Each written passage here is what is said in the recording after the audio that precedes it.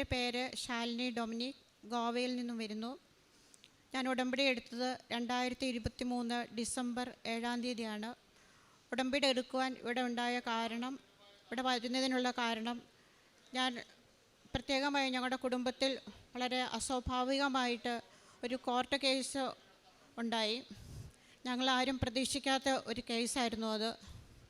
ഞങ്ങൾക്കെല്ലാവർക്കും വളരെയധികം വിഷമവും വേദനയും ഉണ്ടാക്കി.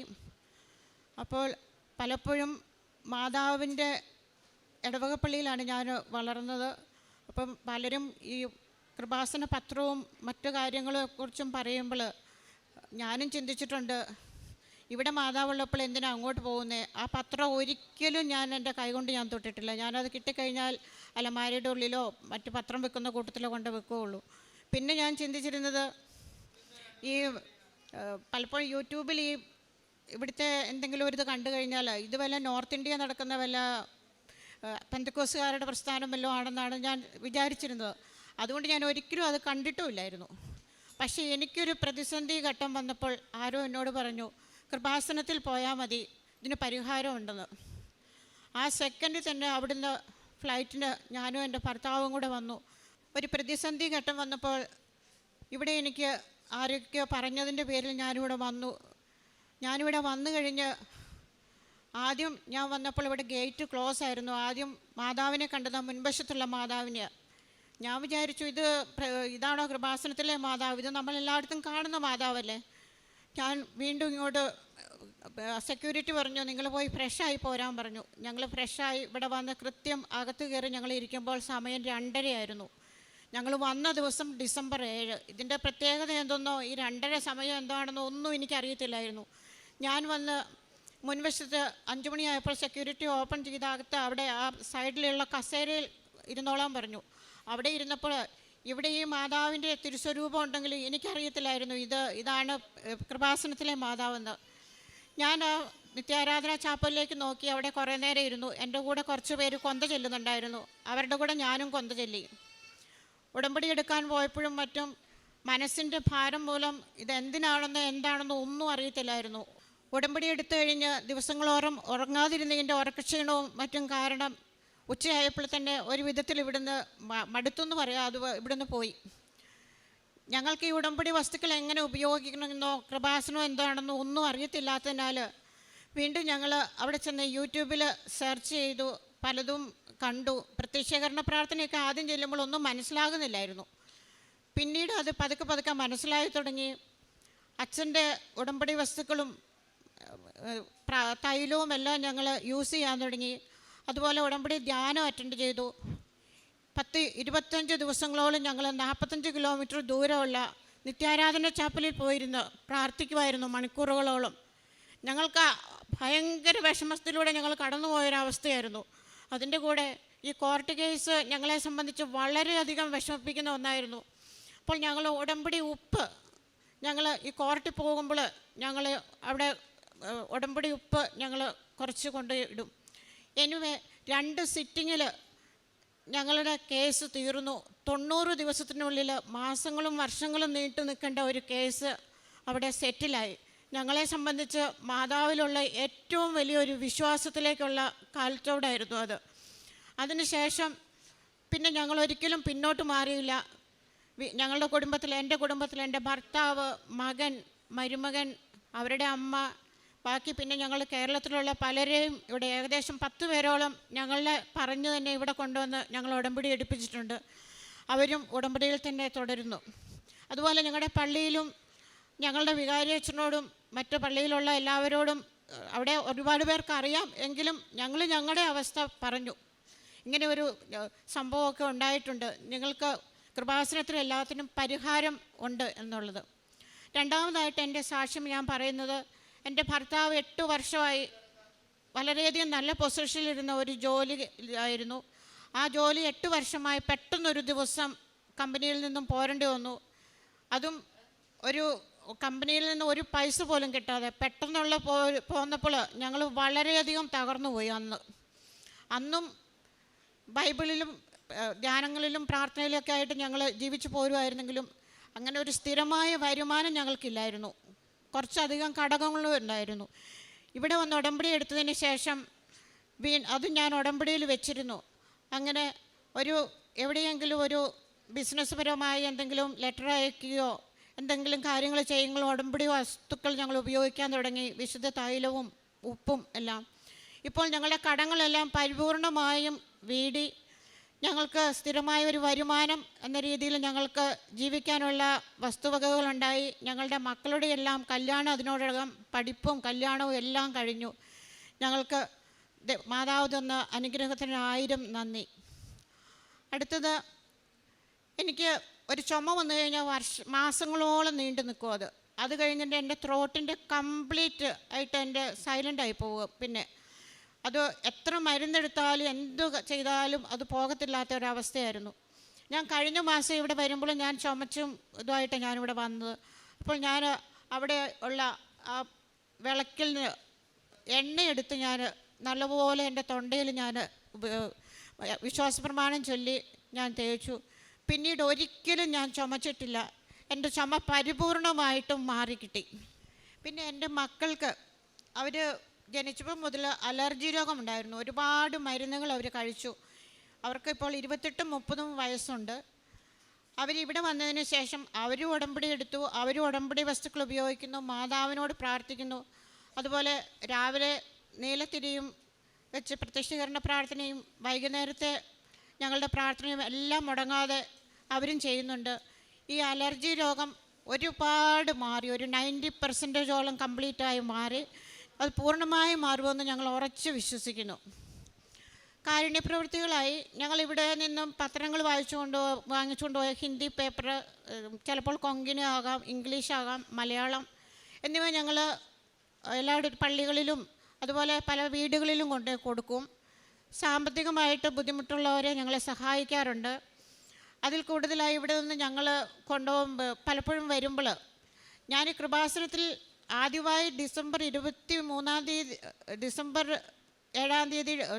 2023 വന്നുവെങ്കിലും ഞാൻ അതിനുശേഷം 6 പ്രാവശ്യം ഞാനിവിടെ വന്നു. ഒരിക്കലും ആലപ്പുഴ എവിടെയാണെന്നൊന്നും എനിക്കറിയത്തില്ലായിരുന്നു. ഈ ആലപ്പുഴയിൽ ഇവിടെ വന്നു കഴിഞ്ഞാൽ 6 പ്രാവശ്യം ഞാൻ കൃപാസനത്തിൽ ഞാൻ വന്നു. എപ്പോൾ വന്നു പോയാലും മാതാവിൻ്റെ കുറച്ച് തിരുസ്വരൂപങ്ങളും കാശുരൂപവും ജപമാലകളും കൊണ്ടുപോകും. അത് ഞാൻ എല്ലാ അച്ഛന്മാരോടും പറയും. അപ്പോൾ അതുമൂലം 2-3 അച്ഛന്മാർ ഇവിടെ വന്ന് ഉടമ്പടി എടുക്കാൻ ഇടയായിട്ടുണ്ട്. അവർക്ക് കിട്ടിയ അനുഗ്രഹങ്ങൾക്ക് അവർ വീണ്ടും വന്ന് സാക്ഷ്യപ്പെടുത്തുമായിരിക്കും. അതുപോലെ തന്നെ എൻ്റെ മകളുടെ കൊച്ചിൻ്റെ മാമോദീസായ്ക്ക് ഞങ്ങൾ സാധാരണ ഒരു റിട്ടേൺ ഗിഫ്റ്റ് കൊടുക്കുന്നത് എന്താണെന്ന് ഇങ്ങനെ ആലോചിച്ചപ്പോൾ ഞങ്ങൾ കൃപാസനത്തിലെ ഒരു കൊന്തയും ഒരു കാശുരൂപം വന്നിരുന്ന ഓരോ ഫാമിലിക്കും ഓരോന്നായിട്ട് ഞങ്ങൾ കൊടുത്തു. അത് ഞങ്ങൾക്ക് ഒത്തിരി സന്തോഷം നൽകിയ ഒരു കാര്യമായിരുന്നു. കൃപാസനത്തെക്കുറിച്ച് കൂടുതൽ പറഞ്ഞറിയിക്കുന്നതിലും നല്ലത് കൃപാസനത്തിൽ പ്രാർത്ഥനയുടെ സമയത്ത് അവർക്ക് അത് ഉപയോഗിക്കാൻ പറ്റുമ്പോൾ എന്തായാലും മാതാവിനെ അവർ ഓർക്കും. അങ്ങനെ ഞങ്ങൾ ചെയ്യാറുണ്ട്. ഇപ്പോൾ വന്നു പോകുമ്പോൾ ഞങ്ങൾ ഒരുപാട് കൊന്തകളും കാശുരൂപങ്ങളും കൊണ്ടുപോകും. മറ്റുള്ളവരോട് പറയും. ഉപ്പും തേനും എല്ലാം ഞങ്ങൾ ഇവിടുന്ന് കൊണ്ടുപോയി കൊടുക്കാറുണ്ട്. പിന്നെ പലപ്പോഴും ഭക്ഷണ സാധനങ്ങൾ വാങ്ങിച്ചു കൊടുക്കുക, അത് വലിയ കാര്യമായിട്ടൊന്നും ചെയ്യാറില്ല, എങ്കിലും ഞങ്ങൾ ചെയ്യാറുണ്ട്. പിന്നെ ഇതിലെല്ലാം ഉപരിയായിട്ട് മാതാവ് എപ്പോഴും കൂടെ ഉണ്ടെന്നുള്ളൊരു തോന്നൽ. ഏത് പ്രതിസന്ധി ഘട്ടത്തിലും ഒത്തിരി മനസ്സ് വേദനിക്കുമ്പോൾ മാതാവ് കൂടെയുള്ളപ്പോൾ എന്തിനാണ് ഞാൻ പേടിക്കുന്നത് എന്നുള്ള ഒരു ചിന്ത. പ്രത്യേകിച്ച് ആ കോർട്ട് കേസ് വന്നപ്പോൾ അമ്മ മാതാവ് ഒരു വടിയും പിടിച്ച് അധികാരത്തിൻ്റെ രാജ്ഞിയായി കൂടെ നിന്ന ഒരനുഭവമുണ്ട്. അത് ഒരിക്കലും മറക്കാൻ പറ്റിയല്ല. ഞങ്ങൾക്ക് അഭിഭാഷകരായ ആരുമില്ലായിരുന്നു ആ സമയത്ത്. മാതാവിനോട് ഞങ്ങൾ പ്രാർത്ഥിച്ചു, അമ്മേ മാതാവേ, നീയാണ് ഞങ്ങളുടെ അഭിഭാഷക, ഞങ്ങൾക്ക് വേറെ ആരും ഇല്ല എന്ന് പറയുമ്പോൾ ഓരോ നിമിഷവും ഈ പ്രാർത്ഥന ചെല്ലുമ്പോൾ അമ്മ മാതാവ് കയ്യിലൊരു വടിയുമായിട്ട് ഈ തിരുസ്വരൂപത്തെ എനിക്ക് കാണാൻ സാധിക്കുമായിരുന്നു. എനിക്കത് ഭയങ്കരം ഒരു ശക്തിയായിരുന്നു എനിക്ക്. കൂടാതെ ബസ്സിലോ സാധാരണ യാത്ര ചെയ്യുമ്പോൾ എനിക്കറിയാം അമ്മ മാതാവ് മുൻവശത്തായി നിന്ന് ഇങ്ങോട്ട് തിരിഞ്ഞു നിൽക്കുന്ന ഒരു രംഗം, അതായത് കൂടെ ഉണ്ടെന്നുള്ളതിൻ്റെ ഒരു പ്രസൻസ്. വേദന വരുമ്പോൾ എപ്പോഴും ഒരു ചിന്ത വരും, മാതാവ് കൂടെയുള്ളപ്പോൾ എന്തിനാണ് ഞാൻ പേടിക്കുന്നത്? മാതാവിൻ്റെ അനുഗ്രഹത്താൽ എന്ത് കാര്യവും നടക്കും എന്ന് ഞാൻ ഉറച്ചു വിശ്വസിക്കുന്നു. ഇതിലെല്ലാം ഉപരിയായിട്ട് എനിക്ക് പറയാനുള്ള ഒരു കാര്യം, നമ്മൾ മക്കൾ എന്തെങ്കിലും തെറ്റ് ചെയ്യുമ്പോൾ ഏറ്റവും കൂടുതൽ വേദനിക്കുന്നത് മാതാവാണ്, നമ്മൾ അമ്മമാരാണത്. എന്നുവെച്ചാൽ മക്കളെക്കുറിച്ച് ആരെങ്കിലും മോശമായി പറയുകയോ മക്കൾക്ക് വേറെ ആരെങ്കിലും എന്തെങ്കിലും ഒരു തിക്താനുഭവം, അല്ലെങ്കിൽ മക്കൾ മോശമായി പെരുമാറി മക്കളെ ആരെങ്കിലും അടിക്കുക, അങ്ങനെയൊക്കെ ചെയ്യുമ്പോൾ ഏറ്റവും വിഷമിക്കുന്നത് മാതാപിതാക്കന്മാരാണ്, പ്രത്യേകിച്ച് അമ്മമാർ. അപ്പോൾ എനിക്ക് തോന്നിയിട്ടുള്ളത്, നമ്മുടെ തെറ്റുകുറ്റങ്ങൾ മൂലം പലപ്പോഴും അമ്മയുടെ തിരുക്കുമാരനാണ് വേദനിക്കുന്നത്. അപ്പോൾ നമ്മളെപ്പോഴും ജപമാല ചെല്ലുമ്പോൾ അമ്മയോടൊരു ക്ഷമാപണം, അമ്മേ, മാതാവേ, അമ്മയുടെ തിരുക്കുമാരന് ഞങ്ങൾ മൂലം വന്ന പാപങ്ങൾ മൂലം ഏൽക്കേണ്ടി വരുന്ന ക്ഷതങ്ങളോർത്ത് ഞങ്ങൾ അമ്മയോട് ക്ഷമ ചോദിക്കുന്നു എന്നൊരു പ്രാർത്ഥന കൂടി ചെല്ലണമെന്ന് പലപ്പോഴും എൻ്റെ മനസ്സിൽ തോന്നിയിട്ടുണ്ട്. എൻ്റെ മനസ്സിൽ തോന്നിയ തോന്നൽ ഞാൻ നിങ്ങളോടും കൂടെ പ്രചോദിപ്പിക്കുന്നു. എനിക്ക് കിട്ടിയ എല്ലാ അനുഗ്രഹങ്ങൾക്കും 1000 നന്ദി. സങ്കീർത്തനങ്ങൾ 32-ാം അധ്യായം 6-7 തിരുവചനങ്ങൾ. ദൈവഭക്തർ ആപത്തിൽ അവിടുത്തോട് പ്രാർത്ഥിക്കട്ടെ. കഷ്ടത കരകവിന് ഒഴുകിയാലും അതവരെ സമീപിക്കുകയില്ല. അവിടുന്ന് എൻ്റെ അഭയസങ്കേതമാണ്. അനർത്ഥങ്ങളിൽ നിന്ന് അവിടുന്ന് എന്നെ രക്ഷിക്കുന്നു. രക്ഷ കൊണ്ട് എന്നെ പൊതിയുന്നു. ശാലിനി ഡൊമിനിക് എന്ന ഈ സഹോദരി തൻ്റെ കുടുംബത്തിന് ലഭിച്ച വിവിധ ദൈവിക സംരക്ഷണങ്ങളെയും അനുഗ്രഹങ്ങളെയും പരിശുദ്ധ കൃപാസന മാതാവിൻ്റെ ഉടമ്പടിയെടുത്ത് ജീവിച്ചതിലൂടെ ലഭിച്ച എല്ലാ അനുഗ്രഹങ്ങളെയും ഈ അൾത്താരയിൽ സാക്ഷ്യപ്പെടുത്തുകയാണ്. കോടതി സംബന്ധമായ ഒരു കേസിൽ കുടുംബത്തിന് ലഭിച്ച പ്രത്യേകമായ ഒരു സംരക്ഷണത്തെയാണ് സഹോദരി ഇവിടെ സാക്ഷ്യപ്പെടുത്തുന്നത്. കുടുംബം വല്ലാതെ പ്രതിസന്ധിയിലായ നാളുകളിൽ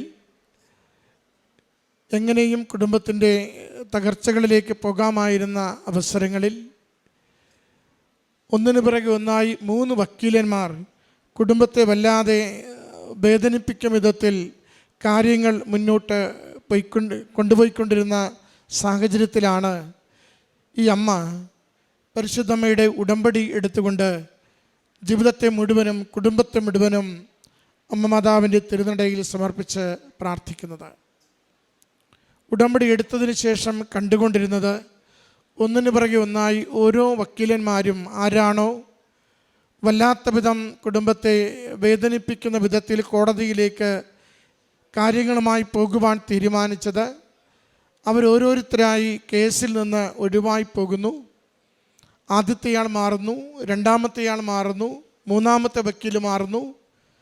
പിന്നീട് വന്ന ഒരു വ്യക്തി ആ കേസിനെ അത് ആർക്കും ദ്രോഹങ്ങളില്ലാത്ത വിധത്തിൽ, അഭിമാനക്ഷതമില്ലാത്ത വിധത്തിൽ ആ കേസിനെ പരിഹരിക്കേണ്ട വിധത്തിൽ പരിഹരിച്ചു കൊടുത്തുകൊണ്ട് അത് അമ്മ മാതാവിൻ്റെ വലിയ ഇടപെടൽ കൊണ്ട് മാത്രം, അല്ലെങ്കിൽ ഒരു തരത്തിലും അത് സാധിക്കില്ലെന്ന് ഈ വിഷയം അറിയാവുന്ന എല്ലാവർക്കും അറിയാം. അമ്മ മാതാവിൻ്റെ ഒരു ഇടപെടൽ കൊണ്ട് മാത്രം ദോഷകരമായ എല്ലാ കാര്യങ്ങളെയും അകറ്റിക്കൊടുത്തുകൊണ്ട് അഭിമാനം ആർക്കും നഷ്ടപ്പെടാത്ത വിധം കേസിനെ സെറ്റിൽമെൻ്റാക്കി കൊടുത്തതിനെയാണ് സഹോദരി സാക്ഷ്യപ്പെടുത്തുന്നത്. ഒരു പരിധിക്കപ്പുറം സഹോദരിക്കത് പറയുവാനുള്ള ബുദ്ധിമുട്ടുള്ളത് കൊണ്ടാണ് അത് കോടതിയുടെ കേസ് പലതവണ പറഞ്ഞിട്ടും എന്തെന്ന് അതിനപ്പുറത്തേക്ക് പറയാത്തത്. അവസാനം അത് കൺക്ലൂഡ് ചെയ്യുമ്പോൾ പറയുന്നുണ്ട്, അമ്മ മാതാവ് വടിയുമെടുത്ത് അധികാരമുള്ള വ്യക്തിയെപ്പോലെ ആ കേസിൻ്റെ ഓരോ നിമിഷത്തിലും ഇടപെട്ടുകൊണ്ട് ഉചിതമായ തീരുമാനം എടുത്തു തന്നുവെന്ന്. പ്രിയമുള്ളവരെ, നമുക്ക് ചിലപ്പോൾ അസാധ്യമായത് കൂടെ അഭിഭാഷകൻ ആരുമില്ലാത്ത സാഹചര്യത്തിൽ അമ്മ തന്നെ അഭിഭാഷകയായിക്കൊണ്ട് തീർപ്പ് കൽപ്പിച്ചു കൊടുക്കുന്ന സാക്ഷ്യത്തെയാണ് മകൾ നമുക്ക് പങ്കുവയ്ക്കുന്നത്. അതോടൊപ്പം തന്നെ മറ്റ് രോഗസൗഖ്യങ്ങളുടെ മേഖലകളിലും അമ്മ അത് സാക്ഷ്യപ്പെടുത്തുന്നുണ്ട്.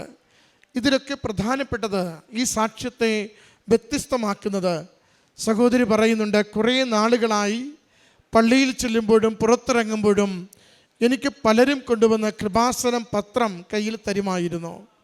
ഒരിക്കൽ പോലും ഞാനത് തുറന്നു നോക്കിയിട്ടില്ല. ശരിക്കും തരുമ്പോഴത് ശല്യമായി മാത്രമേ കണ്ടിരുന്നുള്ളൂ. ഞാനത് കൊണ്ടുപോയി വീട്ടിൽ മടക്കി വയ്ക്കുകയോ പത്രത്തിൻ്റെ ഒപ്പം വയ്ക്കുകയോ മാത്രമേ ഞാൻ ചെയ്തിട്ടുള്ളൂ. എന്നാൽ അമ്മ മാതാവിനെക്കുറിച്ച് അറിഞ്ഞു തുടങ്ങിയ നാൾ മുതൽ ഉടമ്പടിയെടുത്ത ദിവസം മുതൽ എന്താണ് ഈ പത്രത്തിലൂടെ ലോകത്തോട് പറയുന്ന സുവിശേഷമെന്ന് എനിക്ക് മനസ്സിലായി.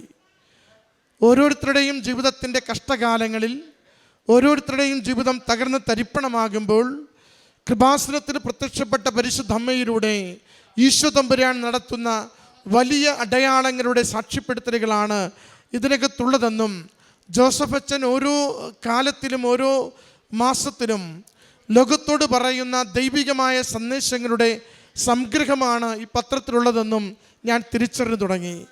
അത് വായിക്കുന്നതിന് വേണ്ടി, എത്ര വിഷമിച്ചും അതെല്ലാവർക്കും കൊടുക്കുന്നതിന് വേണ്ടി, ആരെങ്കിലുമൊക്കെ അത് തിരസ്കരിക്കുമ്പോൾ എന്താണിതെന്ന് പറഞ്ഞ് മനസ്സിലാക്കി വിശ്വാസ പ്രമാണം ചൊല്ലി അവരുടെ വിശ്വാസത്തെ ആഴപ്പെടുത്തി ഇത് പങ്കുവെക്കുന്നതിന് വേണ്ടി, അതിലൂടെ 10-14 പേരെ ഗോവയിൽ നിന്ന് ഇത്ര ദൂരെ നിന്ന് ഈ ആലയത്തിലേക്ക് ഉടമ്പടി എടുക്കുവാൻ പ്രാപ്തരാക്കും വിധം സ്വാധീനിക്കുവാൻ സാധിച്ചുവെന്ന് സഹോദരി സാക്ഷ്യപ്പെടുത്തുകയാണ്. പ്രിയമുള്ളവരെ, ഉടമ്പടി ജീവിതത്തിൻ്റെ ഏറ്റവും പ്രധാനപ്പെട്ട നമ്മുടെ ഒരു ഉത്തരവാദിത്തം സുവിശേഷത്തിൻ്റെ പ്രഘോഷകരായി, സാക്ഷികളായി ലോകത്തിൽ ജീവിക്കുക എന്നുള്ളതാണ്.